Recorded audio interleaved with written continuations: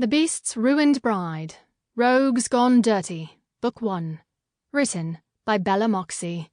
Performed by Rachel Woods. 1. "The Beast has done it again!" someone in the crowd shouted. Blood covered Dane's fists, some his own, most his opponent's. Sweat dripped into his eyes, and his every muscle burned from exertion. The other man lay strewn across the dirt floor at his feet, groaning and barely conscious. The stench of blood and sweat, mixed with the filth of this bloodthirsty crowd, filled Dane's nostrils and made his heart pound with fury. All the while, the crowd around him roared in outrage and ecstasy. Dane eyed his opponent, whose face he'd beaten to a bloody pulp.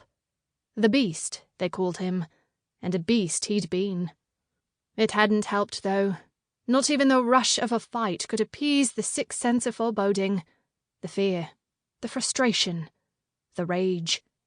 Dane's gaze moved over the men who were clamoring for their money, and the brutes who were keeping the frenzy under control. They were his brutes. Dane was their leader, though the criminals and whores of Vestry Lane knew him best as the Beast, King's personal guard and the leader of his army. Not the King of England, of course, nor of any other kingdom.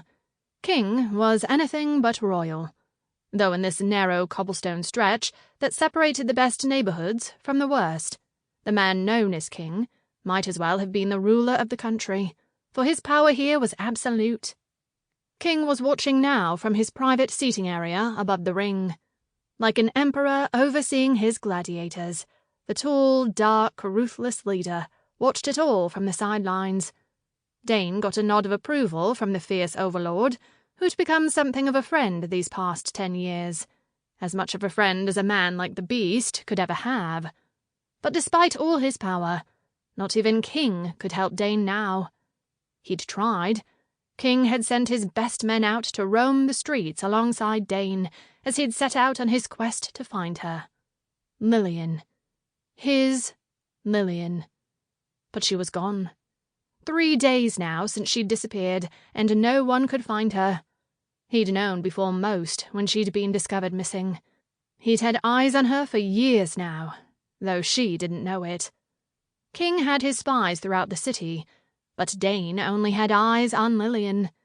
Hearing about her second-hand was as close as he'd come to her in a decade, because he'd learned more from King than just how to fight.